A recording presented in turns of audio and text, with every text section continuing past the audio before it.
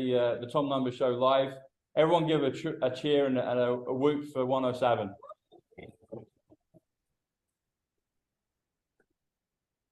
Hey, folks, how you doing?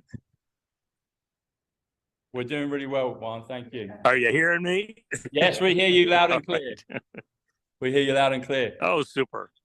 So, buddy, I just wanted to kick off the show and say thank you and give a tip to an acknowledgement to JFK. It's his birthday today. He would be 106 years old. 106 is red pilling. So I wanted to hand the time over to you, Juan. And are you okay with a couple of questions at the end? Is that, do you have time for that? Sure. Okay, great. And we all know Juan, and we're not going to just officially amongst ourselves, we're not going to ask who won. One is one, and we're going to leave it at that. All right. So everyone's in agreement with that. So yeah, I just wanted to open up and talk about JFK and hand the time over, Juan. So thanks for joining us. I don't know if you kids can see that. Here's a little baby duck just coming out from behind mom. She's protecting him. Sitting here, and they should. I had to make room for mom and her little. There's another one. He just popped out. I don't know if you can see that. Pretty fun. And there's a third one. Pretty doggone cute. Life goes on. You know what's amazing is. I'm here. This is a very fun spot. And last night, just literally, I was sitting here. We had a pretty famous Brit here. We had Ringo Starr here. And so his band. So I had a beautiful seat for everything. It was pretty fun. Amazing how quickly they put things together. And I'll let the mama duck alone. I'll walk over somewhere else. Amazing how quickly they pull this whole thing apart, put it together, pull it apart, hit the road, and go somewhere else. And a lot of fun. But we have other meetings here through the course of the day, and kind of fun. So quite a few ducks in there. That is one of the biggest calls I've ever seen. Oh gosh, he's a monster. So let me step over here where it's a little bit quieter. And has your conference gone pretty good? You guys enjoying yourself today? Are we a big cheer? Are we enjoying ourselves, ladies and gents? We are. We've had some great speakers. We had Ian Welsh on, and we had Laura G and Serena. And I've been, as I always do, the numbers. You know. Whereabouts Excellent. are you? And we know where you're on. Well, you know. Whereabouts are you right now? Can you say what state you're in, or what coast? Well, you're in. I'm in San Diego, Humphreys by the Bay. It's a great spot.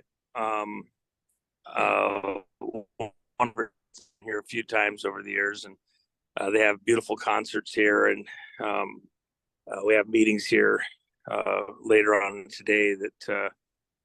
It's a good spot to be able to enjoy them. And so anyway, anything in particular you guys are especially interested in? If you got questions, let's ask them right now. Questions for 107, yeah, please. Technology about to be released. Yes. Did you hear that one? No, go ahead and repeat it. So we have a lady asking, she's interested in about the latest technologies that are to be released. Any updates on that in terms of, I guess we're talking about the I just had somebody that mentioned this the other day, and they're talking about the flying cars that'll go from United States to Madrid in 15 minutes, Madrid, Spain, things like that. Look, there is capability that's out there, but not going to be released that quickly. I remember in the early 60s, of course, I watched every space launch. I remember watching the failures in the very, very late 50s, and then the successes in the early space race, being televised, find excuses to have a sore throat and stay home from school so you could watch the latest space launch. And we, in a normal trajectory, by the way, if there's what we call an osmotic curve, had the technology been allowed to come out at the normal rate, we'd be way ahead of where we are right now technologically. But and that sounds crazy because people say, no, we're going so fast right now, it's going crazy fast. But the reality is we've actually been held back and haven't been going at the rate that we otherwise would have gone in many, many, many areas. The hold back on the technology somewhat is because one group wants to move further ahead, what we would call the breakaway, and other groups want to suppress, or other groups working with the breakaway want to suppress the rest of us so that we're moving at a much slower pace. And there's almost a societal cooperation in that. Are there technologies that are really pretty advanced? Yeah, but they're also disruptive. So if you, in a normal situation, you want to let, say in a military situation, you want to let the next technology build on the last technology. So you take skill sets and you add to them, and you relatively slowly morph into the better technologies. If you come in and you have what we call a disruptive technology, where it just leaps way forward, you make existing technology obsolete, and you also make personnel who may have training in that prior technology unable to work without being completely retrained. And the period of time to replace all of the components and to retrain all the people can leave you in a lurch and unable to actually function in that gap from one to the other. So the introduction of disruptive technologies, it has to be very carefully done. So let's use fuel, for example, because that's where most people go all the time. Energy makes the world go round. We want to get off oil and gas. We want to go to, electric, all electric, or we want to go to some other technology that uses Tesla tech. These terms are just thrown out there, like these people even know what they're talking about precisely. It's fantasy land. And let me say it this way. So if we did just a simple advancement to go to hydrogen fuel, if we only chose to do it, say, with trucks, over-the-road trucks. Here in the United States, we have a beautiful interstate freeway system. Eisenhower saw the way the roads were in Germany with the Autobahns coming into and out of World War II, and what it did for that region, and came back, and the political will came into play to build this beautiful interstate highway system, and to get rid of the early system that was prehistoric, things like Highway 99, Route 66, that went through every little town and slowed down, and made a high-speed highway system with roads that could handle heavy loads. And so if we only wanted to change over trucks, say, to natural gas, which would be very easy, Slim Pickens, the oil baron here in America, pushed very hard for us to do that because we have lots of natural gas here. Just to switch trucks over to natural gas as opposed to diesel, and where you would start is on the highway system, on the interstate highway system. But the amount of money and the time just to convert all of the fuel stations from diesel to natural gas or to hydrogen, and then to convert all the over-the-road trucks from diesel to hydrogen or natural gas, which are lower polluting. It'd take you, you know, on the short side with a very industrialized operation, a decade or more, and it would involve huge expense. You'd leave about 15% or more. You'd use less of that fuel, and you'd reduce the load on the refinery system, etc. But it, you know, when you really got down and looked at the real gains, it was modest. So it's a very involved thing to switch over those energy systems. Are we going to do something even more disruptive by going to some other technology that, you know, by forcing it? Let's just say electric. Let's do all the trucks as electric, or flip it over and say we want to do 10 or 15% of the grid as electric cars. Under the current technology, like with Tesla, they want to build these power stations at remote areas of the United States that are within the highway system, and they want to have these electric turbine generators that run on, you know, natural gas, that are extremely efficient and provide power for whole communities, plus cars within the interstate highway system. Still very expensive. And by the way, America is a big country. It's not a little, you know, spot. You know, you go to Europe, over to mainland Europe, and the rail system is pretty pervasive, but you have huge, vast areas that, you know, are very lightly populated. Same thing here in the United States on steroids. We have huge, vast areas that are lightly populated. You're not going to get electric out there, rural electrification for electric vehicles or tractors or trucks or all the things that you do in those rural areas out there available readily. So now you've got kind of a inefficient system because it's very spotty. What's working is not relatively universal. You have to have mechanics that can do both the diesel and the gas and the electric, and it's a disruptive change. How long before we get to these other energy systems that people are talking about? Probably real number in a perfect world, some kind of a significant flip in these technologies is still, you know, on the short side, 20 years, and more realistically 50 years to do it. Can we, by government mandate, force these changes and these releases out into being? It's possible, but this is where it really gets tricky.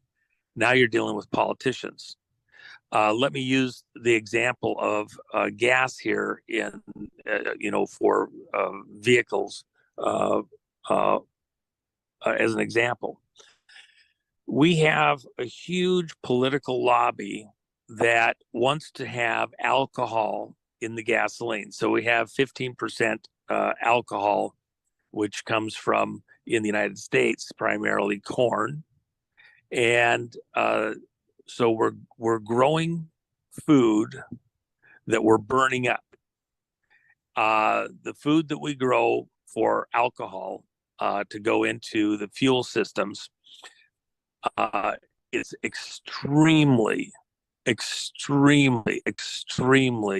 inefficient. It's stupid. Why do I say that? Because you're using diesel fuel to run all the tractors to go out and do this. You're even having to use the fuel to make the fertilizers to make the corn grow well enough. You're pulling the nutrients out of the ground. You're trucking that material to places where it can be refined down into the alcohol to add it to the fuel. Very energy intensive to get that done. And then when you do put the alcohol in the fuel, General Motors, 2 decades ago, you know, on a Chevrolet Impala, if you were using regular gas, unleaded gas, the Chevrolet Impala got like 20.5 or something miles a gallon, 21 miles a gallon, as I recall. And people can go out and fact check me and get the exact numbers. When you added alcohol to the fuel, 15%, and on the vehicles where the engine has to actually be, valves and components in the engine have to be hardened, because the normal fuel, unleaded fuel, has a little bit of lubrication to it that lubricates all these high impact parts in the valve train that push the piston or push the valves up and down the fuel into the pistons. When you run alcohol, it doesn't have that cushioning effect in those high-speed parts. So you have to harden them. So a car that was set up to run on gasohol cost you, an extra several $1,000s. And corporations would get a tax incentive to buy gasohol-ready cars because it was a lobbyist thing with politicians. And after you were all done, that car, Chevrolet in its own figures for the Impala, says that it gets 21 miles a gallon when running regular unleaded, and it gets 19 miles a gallon when you run gasohol. In other words, it's like with scotch. I like scotch once in a while. If I take a bottle of scotch and I pour 10% of water into the scotch, do I have more scotch? I might have more volume, but all I've done is taken down the potency. The miles per gallon with the gasohol goes down equivalent to the amount of gasohol that or alcohol you put in there. It never, ever, ever will be as dense with energy, what we call BTUs, British thermal units. It won't have as much punch as the unleaded. You're just watering it down. It's not more efficient. It doesn't make less pollution. You have to use more of it to go the same distance. So politically, you had a bunch of lobbyists that were working for farmers and fertilizer companies that came in and conned everybody to, including for the car industry. It was a make work program to let car companies build a new engine component that costs more money to the consumer, and they make more money, and corporations get a tax break for running that material. It was a huge, huge con, and it didn't help air pollution at all, because you still had to use more of the same fuel with the same rest of the additives in it to go the same distance. It's a type of insanity that can only happen in a political environment. So if we bring in other technologies, the biggest problem and the biggest slowdown all along for some of these other technologies is the politics and the propaganda, and then convincing people the right way to go. Electric have a future if you have these smaller nuclear reactors that are not reactors that make use fuels that can be weaponized. Pebble bed reactors, the small portable nuclear reactors, which, by the way, President Trump authorized making for military installations. The Air Force has been testing that, and he put that in place. Before this is over, the alternative energy that will end up probably being put out the quickest and the fastest, and it'll start here in America in this next phase, will be small micro nukes. They'll be placed on military reservations, and the power allowed to go out into the grid on an emergency basis. And yes, then you'll have the electric power to do a whole bunch of stuff relatively inexpensively, and it will help a percentage of the vehicle industry that is weighted towards the electric. And again, even there, it's all politics. The tax breaks, Elon Musk would be, never would have happened except for the political pressure to mandate tax breaks corporately for him, and then for the consumers buying those vehicles to bring it to pass. And even in a fully deployed condition over the next 20 years of what they expect to do, it's still only a small percentage of the total vehicles on the road. And you still have to have the electricity to run them. You're going to run them on coal, you're going to run them on natural gas, or you're going to run them on nuclear. In much of the country, for all intents and purposes, they're nuclear powered because it's nuclear reactors. You want the big ones that, when they fail, cause all sorts of environmental issues, or the fuel has to be put away for hundreds of thousands of years, or do you want the micro nukes that use low grade radioactive fuel that is relatively simple to handle and can be reprocessed and used again with minimal risk to society, walkaway reactors that can't be weaponized. Just crack them open, you just leave them sit for 200 years after you're done with them, after they've run their 100-year lifespan. So anyway, I sort of rambled a little bit, but these other technologies, there is stuff out there that can be brought online. It won't come on as fast as a lot of the people are talking at any level. Even, going from the mainland to Madrid, you can make a vehicle that might be capable of doing that. Is it doing things to the atmosphere? What types of propulsion are you going to do that don't have an effect on the upper atmosphere? It's not just that you're putting out gases, but some of these propulsion systems are disruptive to the way that the electrically, the way that the atmosphere works. And so if you have large numbers of vehicles transiting those areas, we don't know what the disruptive effect is on the electric charge in the atmosphere. We're going to cause storms and things like that. When we looked at the SST, when Boeing was looking at building these SSTs that were even bigger than what was built between France and England, 30, 40 years ago, they found that it did things in the upper atmosphere where it was going to travel that were fairly disruptive. If you had a large number, not just a handful, it would change the weather patterns measurably. And that was the reason for the stop on the SST program here in the US. So there's a lot of things, in other words, that go into these decisions, and people that think that they can happen quickly or should happen quickly are really probably not in the real world. And it's probably not advisable to move too quickly on some of these technologies because we don't fully understand the implications, including societally, not just on the science. And we want to move quickly but intelligently with the things that need to be done to change the world, make it a better place. Thanks, Juan. So we've got a handful of questions. We want to get through them. So, Susie, do you have a question for Juan? I do, very quickly.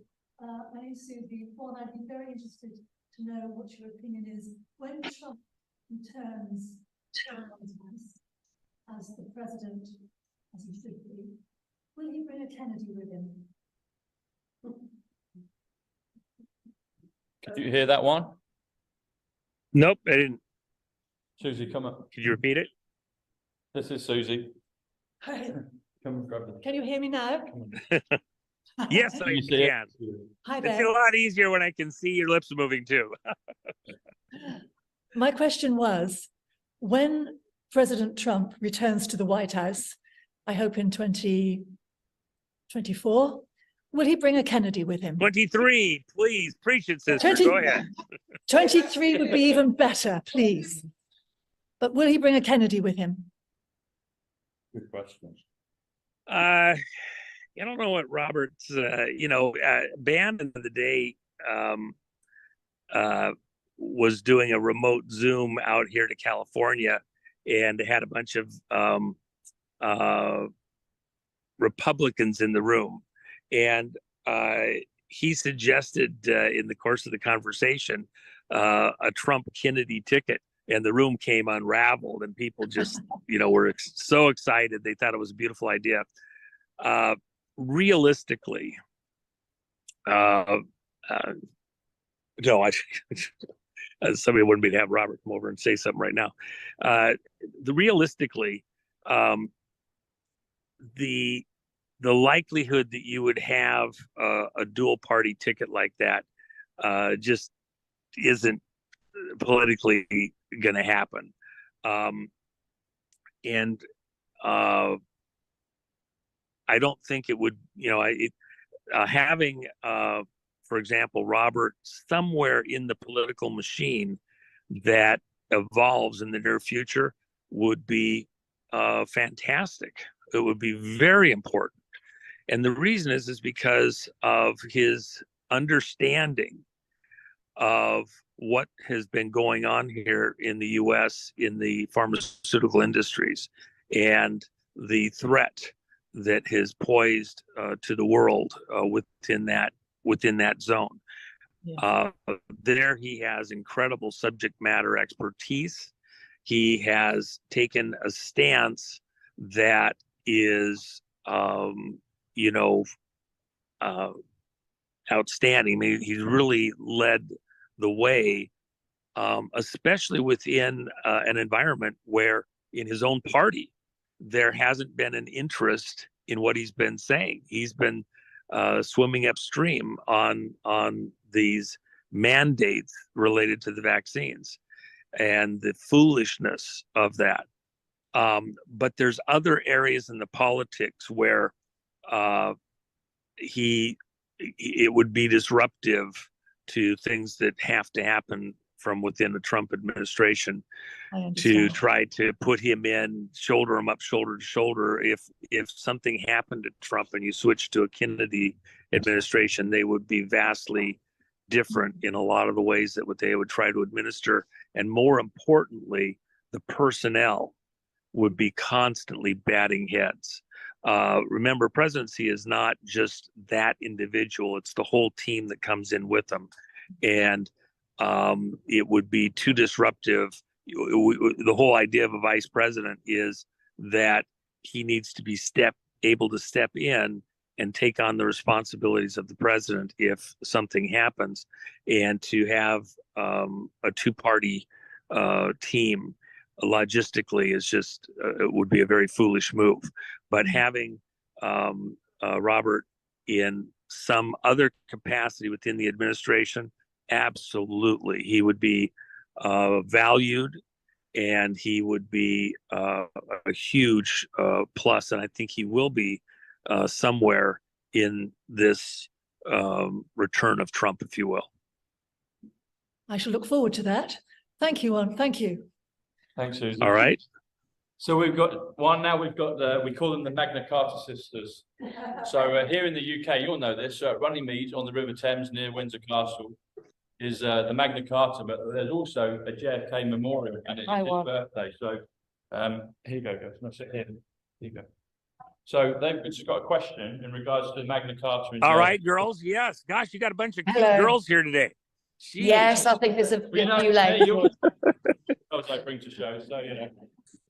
Well, and by the way, we had a bunch of Americans came over there, spent a couple of years there or more, and they brought a bunch of the girls back with them when they got done. And a bunch of the guys there got upset because our guys were oversexed and overrated and everything else, but they did bring the girls back home with them. So a little competition there. And of course, we hail from that neighborhood ourselves for much of our population way back, fought a little, had a few dust ups with the Crown, but we got plenty of Brits here that are heritage to Brits here that, as Americans. So a lot of cute girls from Britain here. So go ahead. we wouldn't mind an invite over there, but forget the sex. I third one's pretty good. Yeah. Anyway, we teach people and teach them about the Magna Carta 1215, about the Article 61. But anyway, we're doing an event shortly on the 15th, celebrating the 808th anniversary of the sealing of the Magna Carta. But what we found very interesting when we went down to the Runnymede site is the fact that they've got a JFK memorial. And when you walk into the memorial on that site, it says you are now entering the United States of America. And of course, yeah, American soil. And of course, you walk up 50 steps, but walking back down, it's 51 steps. So, I mean, the question is, you know, is England the 51st state? And such an interest with JFK and the Magna Carta, which obviously the 1776 was written out of our constitution, especially our famous clause 39, which I don't know if it's the 14th Amendment, which is very similar to 39, clause 39 of the Magna Carta, no, all three. So anyway, the interest there is the JFK on the Magna Carta site, and like the relation there, which obviously after speaking to Tom when we went to a convention in Ireland, and him doing the numbers on the Magna Carta side, which everything just ties in unbelievably. So what's your thoughts on, you know, the JFK memorial site? Okay, let me let's see if I can remember everything I need to unpack here for you. A couple of things. 5 is the number of death to enemies in defense. Whenever you say 50, you drop to 0. And so there's a military aspect within the cults that are running much of the world. For God's people, for Christians, Jews, Muslims, from a faith side, 5 is the number of grace. And so God's grace, forgiveness of sin, etc. But you have to understand that from the cult side, most of the memorials, most of the things that you see are extremely embedded with numerical symbology. You mentioned 39. 39 is 3 times 13. It's the 13 bloodline families that claim that they have a heritage back to Christ, back to David, back to Muhammad, and therefore a bloodline right to rule the world. Those 13 families, it's a spell, it's magic. The maximum power or magnification of a spell is 3 times. So 3 times 13, 39. Here in America, the most occult branch of government operation in our government for the occult practices is surprisingly NASA. Why? Because it's all about the magic of illusion. And that's why, for example, when we went to the moon, we launched from launch pad 39A and 39B. Why not 39 and 40? Why not 38 and 39? Because it had to be 39 on the magic. And so they do an AB, and it's this bloodline royals magic thing with all of their symbology, all of the cool things that come from that symbology. Let me just mention also too, just to give an idea there in England of how critical the symbology is. Look at the number of yards, it wasn't meters at the time, that it is from Buckingham Palace to certain other locations. And you'll find that it's 666 yards, not meters, to various locations, because the meters didn't show up until Napoleon's era, to these various locations, and or multiples of it, and very precisely over and over and over and over And you see the same thing in France. You see it to Jerusalem and Israel. You see it in Iraq. The societies behind the scenes put their hidden hand, their imprint of their presence and their effect on the running, the operation of the world. So when you say 51 steps down, what's the 51 refer to? It's 3 times 17. What's the 17? It's the number of Osiris. It's the number of the phallic symbol, which is the Washington Monument. Osiris was killed on the 17th day of the first month.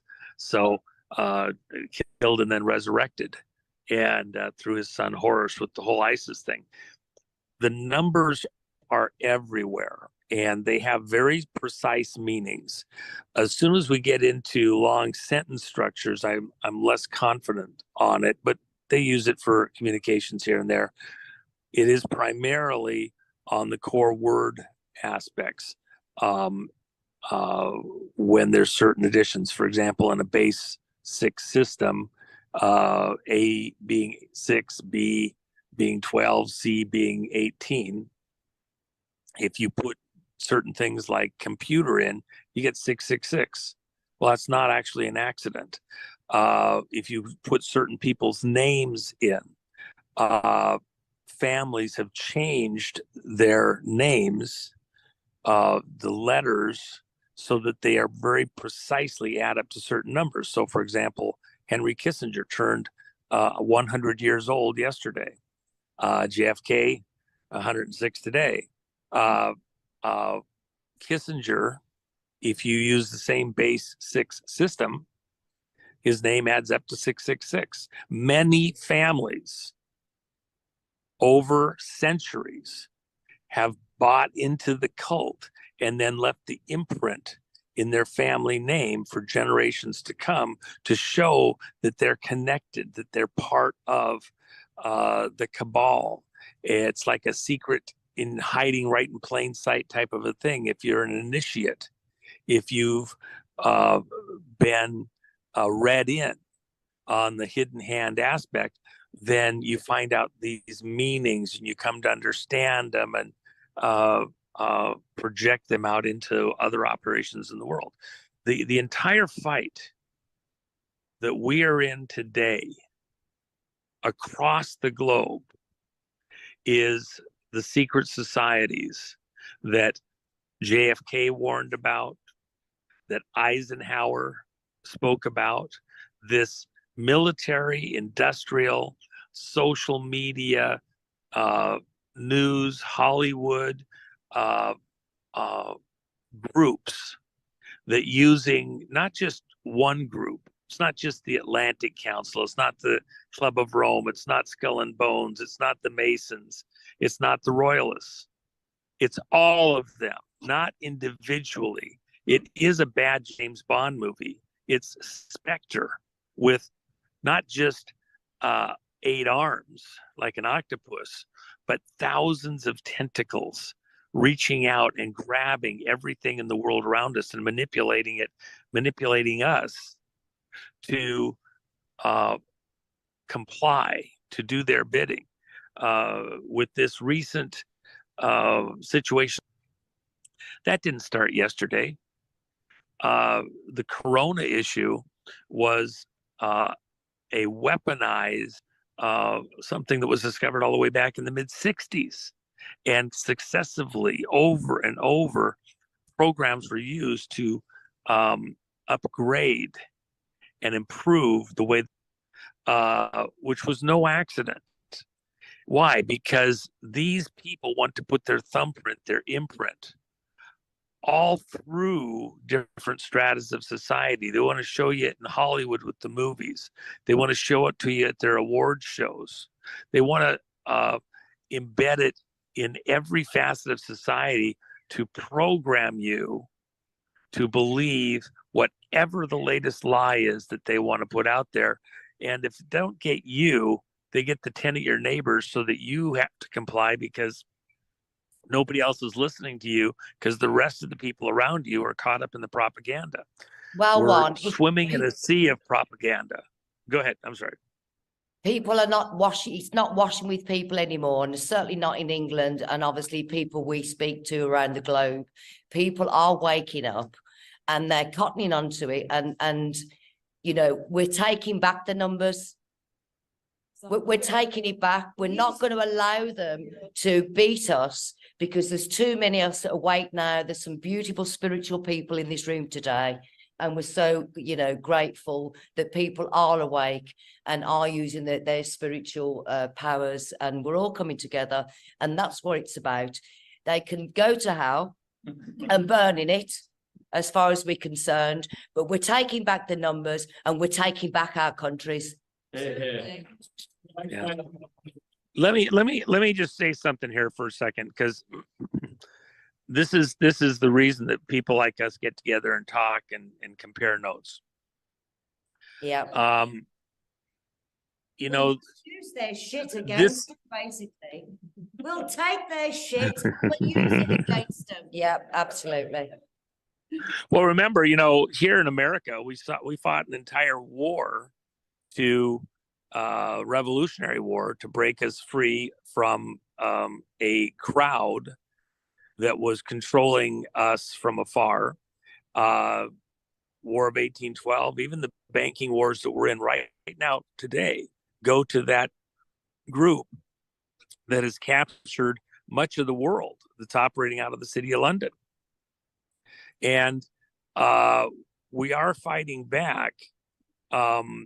It's going to involve a lot more than rhetoric. Before it's over, there is going to have to be actual tribunals. We are in a world war right now, and that world war, this latest round, they have gone too far many times before. This was too far this time with the virus, which killed massive quantities of people. The cure killed even more, and people need to, you know, go away. Some of them are going to need to be sent on their way to a higher court in the next world. But it won't happen easily, and it won't happen without far more education out through the population. The propaganda is strong, and even though our numbers are increasing, we have quite a ways to go. We don't have the numbers to fully pull this off yet. And so education's everything. Your conversations with your neighbors, your children, your coworkers, everything else is critical to making it possible to do the actual legal prosecution that's going to need to be done within a military environment before this is over. Thanks, Juan. Magna Carta girls, that was brilliant. Thank you very much. We've got we've got Jerry. Jerry has a question for you, Juan. Yes. Hi, right. Juan. I'm Hi. Jerry. Pleased to meet you. Part of you, your leg, hand. My jacket. Hand, yeah. Yeah, about it. Yeah.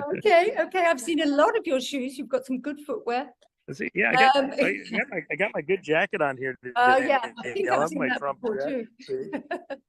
Oh yes. Okay, my All right, go ahead. slightly more, I don't know, dull perhaps. The money system. Oh, it's gone. Even his foot. Are you still there, Juan? Oh, sorry. What did I do? I hadn't even. I didn't. Oh. He's still there, but maybe just lost reception. Hang on. What's your question? It's about the money system. Okay. Hang on. Let me just text him.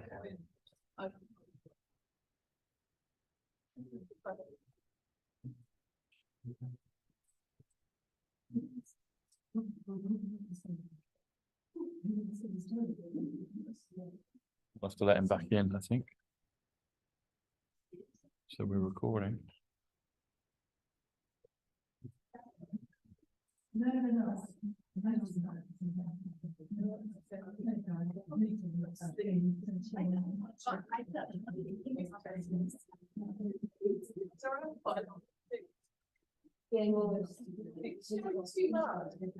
Oh, here we go. Here he is. He's back. So where's my... Oh, hang on. Okay. Here he comes. He's back in the room. He's back in the room. I just need to make this big again, though. All right, there we go. All right. Trying to. No, I'm just trying to make it I'm big. here. I'm here. Are you there? I'm here. Yeah. All right, good. I apologize. I think that was my end, not your end. There we I'm go. sorry. So Jerry's back on the Graham Norton chair. All right. Sorry, I That was my fault. That wasn't your wasn't. fault. So I apologize. I didn't think I touched anything. So this is a question about the money system. We know the banks appear to be in trouble, failing all over the place, and that the petrodollar or the fiat dollar looks like it's completely on the way out. Any new system, any potential gold-backed system, will there still be cash, in your opinion? I'm not happy about this Starlink thing, which seems to be connected somehow to any new system. What's your opinion on that, in the States in particular? Well, you do have to differentiate between the States and literally the rest of the world. Yeah. The intention is to move the whole world to a digital system. It's very dangerous because the ability to control that from, just some armchair somewhere is pretty high. It's very dangerous for us to have that, because you can have bureaucrats make rules based on lobbyists and secret handshake groups that then cut off your access to your funds because you have violated some social standard that they've constructed, a legal construct.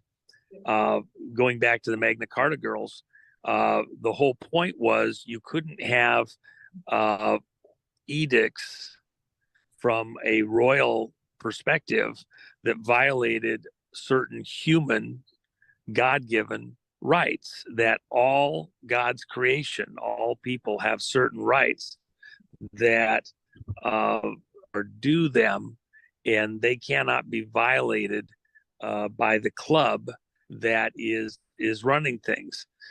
Today, we have a mechanism, a system that allows this same crowd of elitists, not just royalists, but the power behind the thrones, the money powers, to violate our individual rights as a club, to enslave us, to cut us off from the ability to support ourselves, to live, to own, to have a place on the planet. But they do it within the access to the means of trading with other humans, trading our labor by converting it to an intermediate material that is recognized for trade. So I don't have to trade bananas for car repair. I don't have to trade housekeeping for bread. Okay.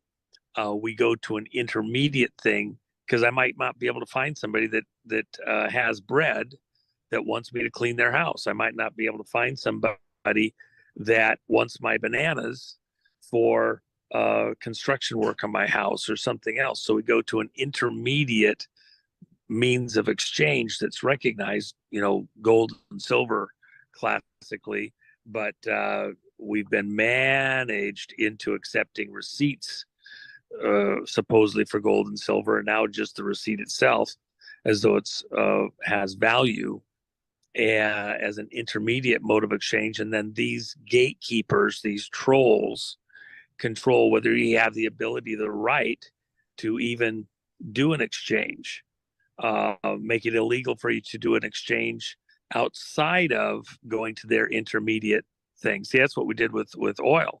You want our protection from the American Navy, Air Force, the State Department, for the free flow of oil from someplace else in the world to someplace else. If you want our protection as you transit it, you got to do the transaction in dollars. If you don't do it in dollars, then we won't protect you. And miraculously, magically, pirates show up and blow your ship up. So we became this troll crossing manager, and other countries kind of signed into the agreement. Now,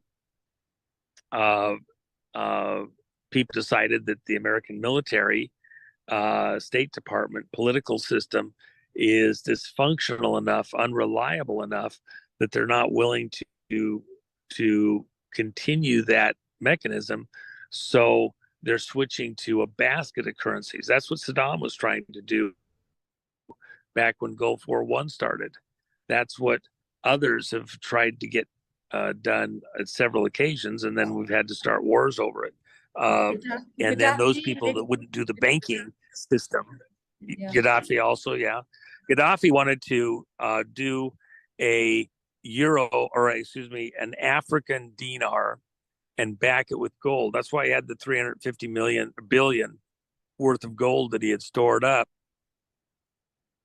within a Libyan sovereign wealth fund and other things.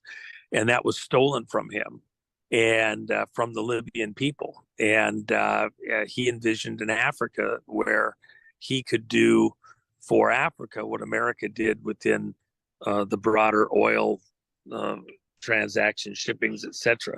For all that he was portrayed as a nut and a kook and everything else, he was actually had some good advisors. His financial advisors behind the scenes were pretty savvy.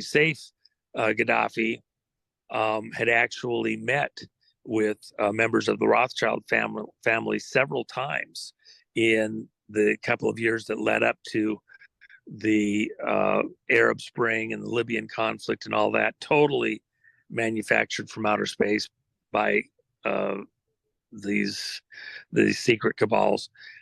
But he'd been negotiating to create this African dinar and to blend it into a broader financial system. And they've got enough information to know where the gold was and come in and take it, and that was it. So, very very sad situation there. I think within the Libyan people, when the rest of the story is told out in the future, Gaddafi will not be nearly as maligned as he has been in the Western press up till now, and Saif absolutely will not be as maligned as he has been. But those that win the wars write the history. So we'll have to see how that ends up getting written. That story is far from over. Libya is in a horrible situation right now. So, thanks, Juan. Thanks, Jerry. So we've got Brian. He's got a question Thank you. for you, Juan.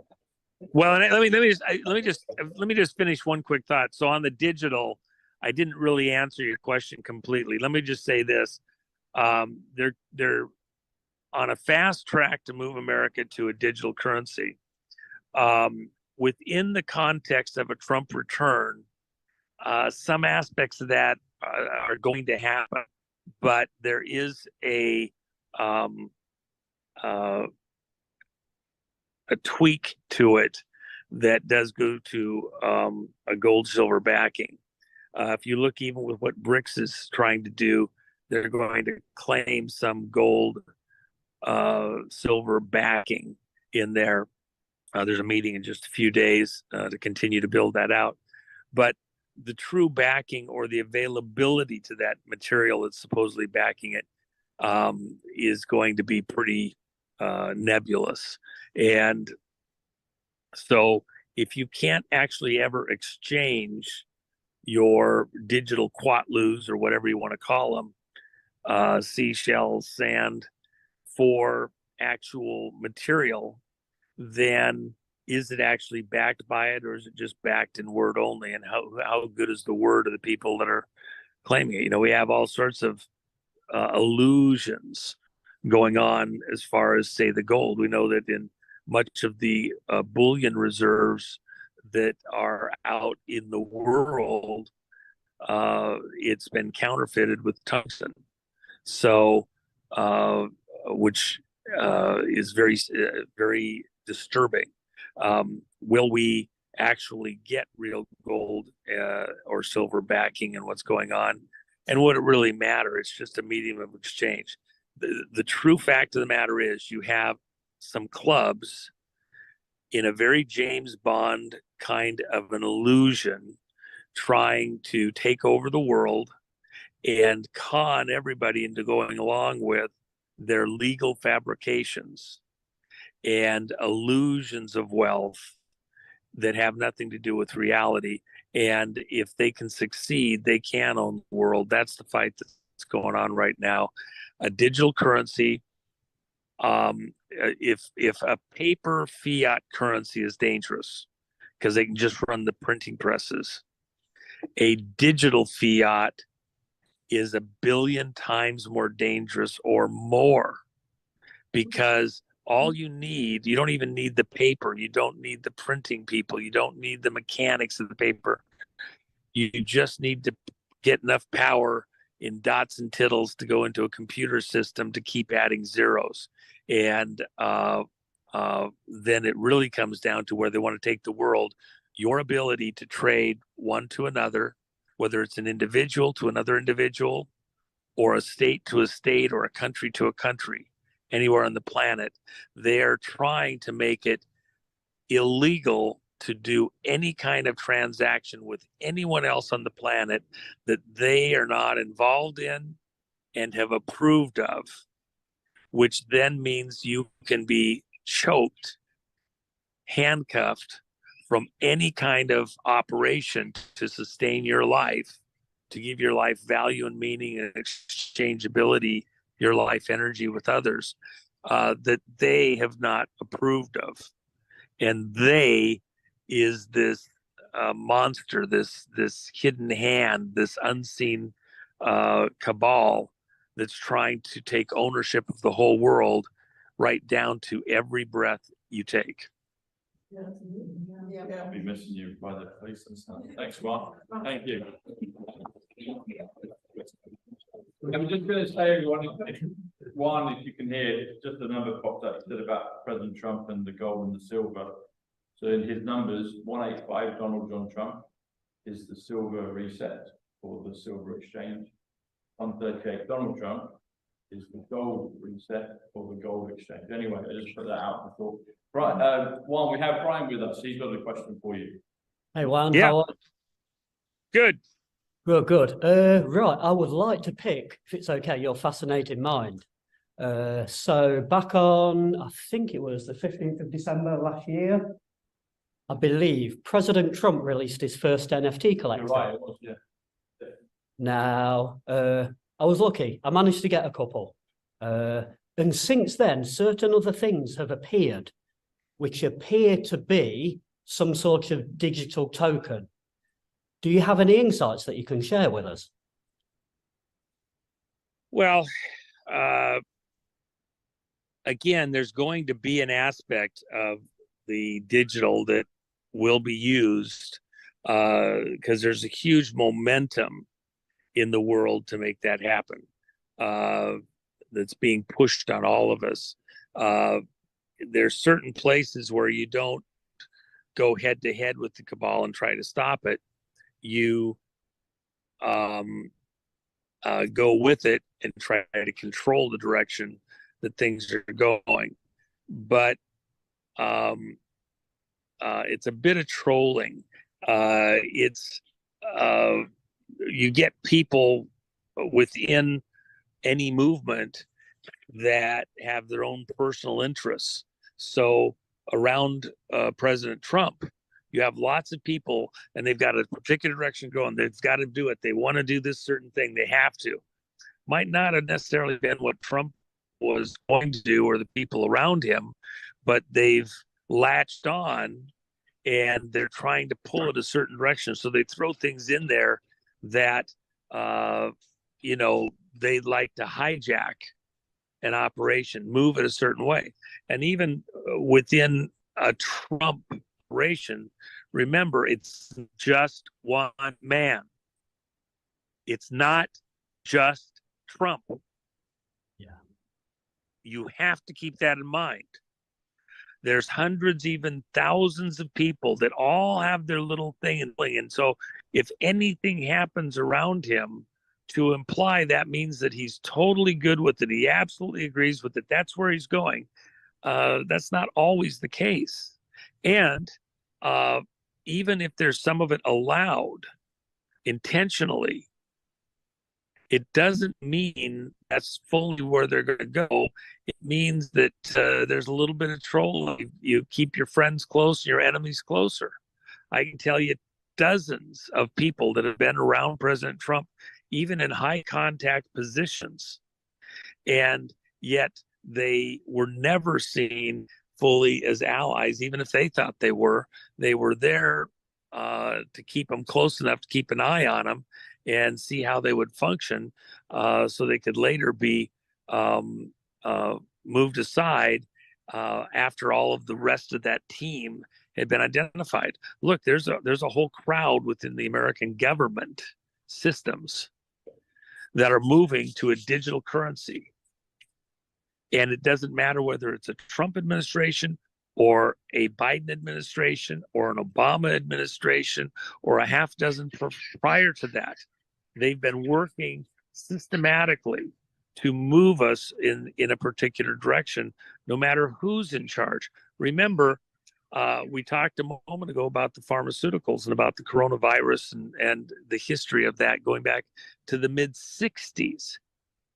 We've had several conservative presidents since the 60s that, if they understood precisely what was going on, would not have agreed to this weaponization of this material for an attack on all of humanity. But these players have been working either administration. That's what Eisenhower talked about, the military-industrial complex. What Kennedy talked about when he said there's a threat. There are people behind the scenes. It's so insidious, so pervasive, these secret societies. And it's anathema to the way, not just that Americans think, but to any civilized mind. Because these people seek to take over control of the entire world, to reverse 1,000 years of history where the people have pushed against centralized control by a handful of people, merely based on who their parentage was, their genetics. Not the best and the brightest, but the best sperm donors and egg donors. And that's not the way we're going to work out in the future, but it's a fight. And those secret handshake clubs continue. Those families are the same families. You think it's something different. No, they go all the way back to Samaria, Babylon, Egypt, Greece, Rome. Over and over. They just keep reinventing their names. They're the Phoenix. They keep the bloodlines pure, and they keep coming back over and over with new names, new faces. You think it's different people, like here in America. Bill Clinton, he's a Rockefeller. His dad was Winthrop Rockefeller. A huge, long storyline about him being sired by a military man that during the war who rolled his car over and drowned in a ditch. No, father's Winthrop Rockefeller. They changed their names, they changed their histories, and people buy into it. We are being run, and you there in England are as much in the middle and thick of it as anybody on the planet, by secret clubs and societies managing us for their benefit and gain. And all across the world, and by the way, we've got it may be worse here in the United States than it is in England, because they're even more embedded, more hidden here than the other places, because people have this illusion of freedom, which is not true.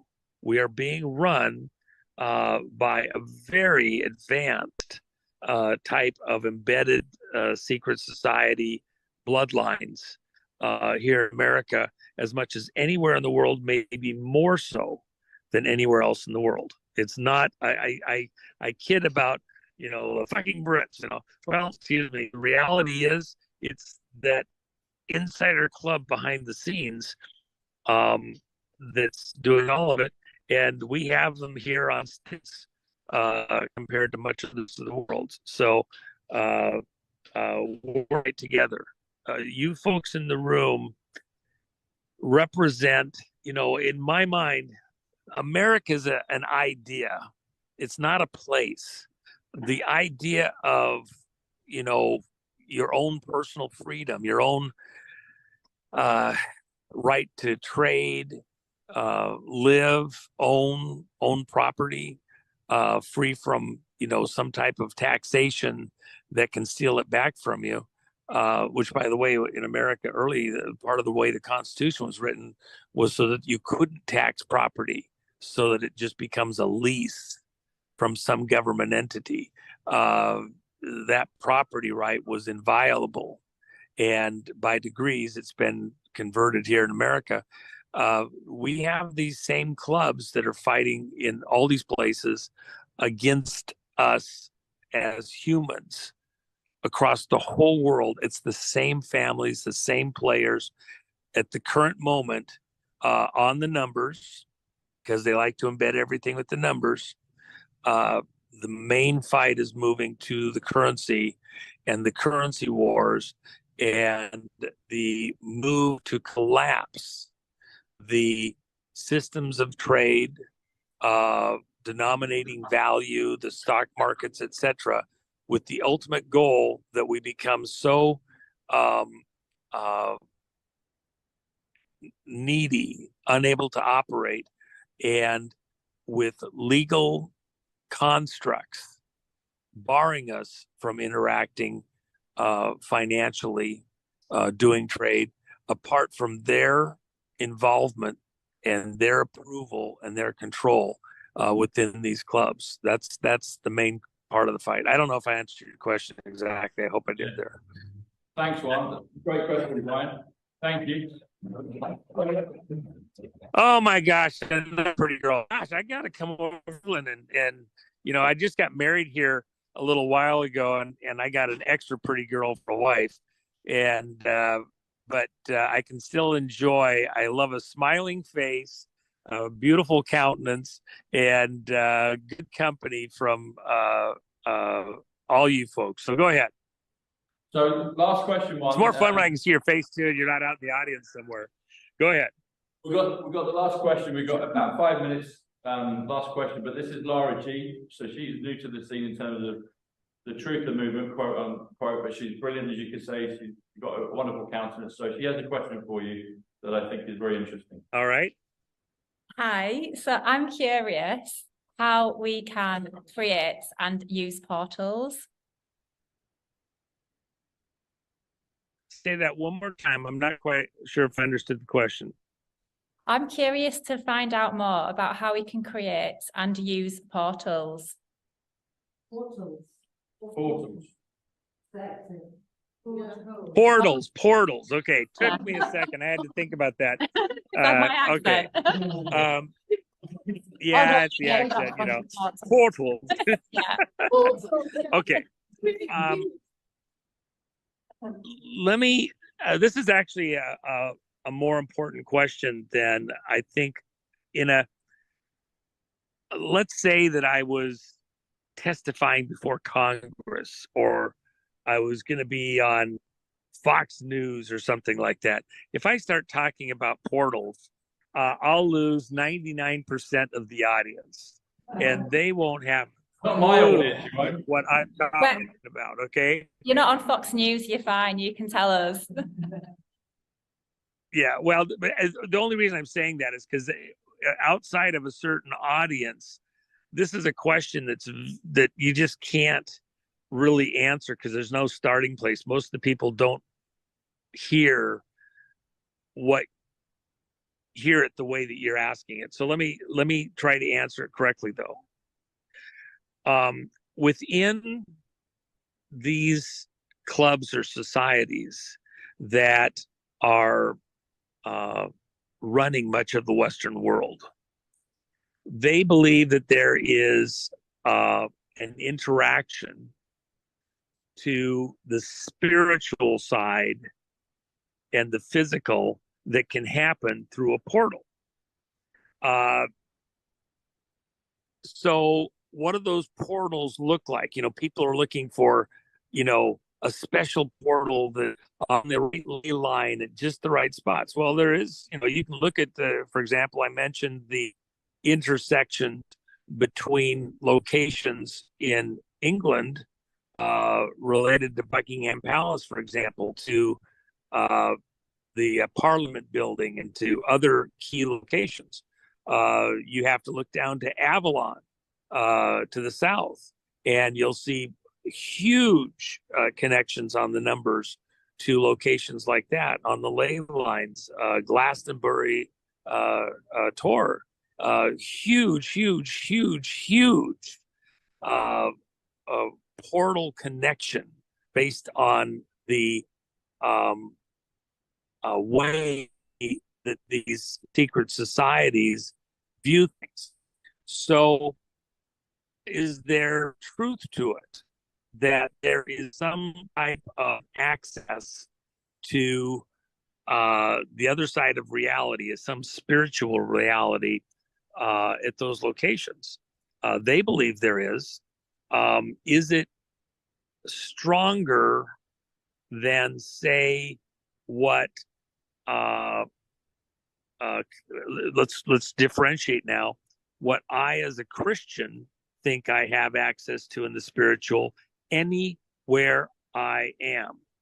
In other words, am I a portal, or is it a physical location where that connection to the spiritual side is stronger? Let me use another example, because this is not a simple answer, a simple question. I have to give you kind of a couple different directions. When King Charles became king here just the other day, officially, you have the Stone of Scone, on which any monarch is to be sworn in on. Well, the Stone of Scone is supposedly the stone that Jacob in the Bible rested his head upon, and while he was sleeping with his head on this stone at this particular space, he saw angels ascending and descending on a ladder into heaven. So it was such an important observation, and has all sorts of spiritual meaning, that stone, they didn't just make an altar there, they took that stone and kept it, and then the future kings of Israel were sworn in, standing or seated over that stone. That stone was supposedly transported from Israel up into Scotland and England with some of the descendants of David, and then British monarchs have been sworn in, taken their oaths while seated over this stone. One of the best articles ever done by a fantastic Brit, Cal Donny. I've mentioned his name before. Kal, and then last name Donny, Dani, which is his pen name. He only did 6 articles that I'm aware of. Cal Donny's blogspot has it. One of them is the Stone of Scone. I would encourage every single person to read that article and spread it around. Some of the greatest work. So now I come back to the portal question. That there's a spiritual connection to the spiritual world implied by proximity to that stone. So whereas people look for ley lines and other things, in the case of that stone, it's a portable portal, would be the contention of having that stone have to go certain places and be places when some spiritual energy, spiritual power, a divine connection occurs to enthrone someone for rulership over people. That's from, say, a Jewish, Christian, or Muslim side. Let's now go to a different thing. Several years ago here in America, as we were coming up on the 2016 election, Hillary Clinton was scheduled to speak in the last weeks before the election inside of an archway, and archways are considered portals. So this archway was from the city of Baal in Iraq. The city of Baal was this place at the base of Mount Hermon where it was alleged that 200 space traveler angels fell to Earth and then established a city at the base of Mount Hermon called the city of Baal. And in that city, people would actually bring their children and sacrifice them to get spiritual energy, to get good crops, to do all sorts of things. It was a horrendous thing. The people eventually destroyed that city and the giants, the gods that were there. And the only thing left was an archway entrance to the city. And it was considered a portal of the spiritual energy from the God that was there. When the war was going in Iraq, more recently, up in that northern region area adjacent to Syria, the ISIS blew that thing to smithereens because it was one of those many spiritual religious monuments. But before it was destroyed, the World Heritage Institute had gone there and made a very exact digital picture of that, mapped it so that it could be remade or reconstructed out of foam. Now, the reason this is important is because when they did that, I believe the intent always was to blow up the original after they'd made a very exacting, precise copy of it. They copied it, and now they could make many of them, dozens of them, exact replicas of that entrance and spread them around the world, travel around the world with them. And what did it do? It took the capability of operating as a portal in one place, one location that was highly inaccessible, and then in this transfer of the magic within their way of thinking within these cults, now be able to transport it to other places and have multiple of these portals that can be used to access the spiritual energy associated with that particular design, etc. And so when Hillary wanted to speak in that archway, Hillary, who is a witch, belongs to the Wing Coven in New York, and is honorary member there, been involved in the covens out in California and other places. She wanted to gate that spiritual energy in that archway just prior to the election to get additional assistance from demon spirits to win the election. She was barred from doing that. It did show up in other places, of course, in Europe, etc. But that was the point, the purpose of having that portal or gateway present, was so she could do the proper spells and invocation, aid those spirits into America through that portal, which would then be portable. So when we talk about energy and portals, I believe it is absolutely true. I believe there is spiritual energy. I do believe that there's stuff on the good side and the bad side, and that some things can be hijacked, like the Stone of Scone, which I think has been hijacked. Is this a good thing?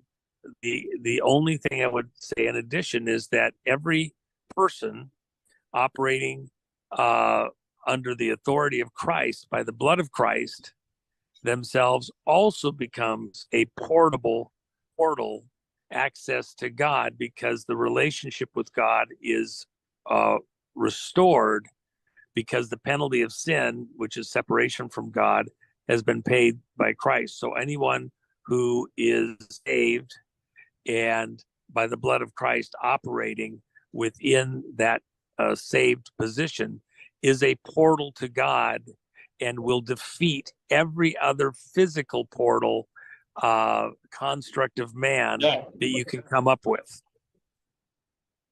Thanks, Juan. That was an amazing answer. And maybe I'll get, when you and me do a show next time, I'll get Laura to come on the show, and we'll go into the portal realm even more, because I think it's a fascinating and lengthy subject. Everyone, a big round of applause to Juan and Alan. I always enjoy visiting with folks. You guys are all in my prayers. You're at the pointy end of the stick over there. And I appreciate, Tom, the chance to get to visit with the folks. Love you all. Appreciate you. Have a great rest of the day. Thanks, Juan. God bless you, buddy.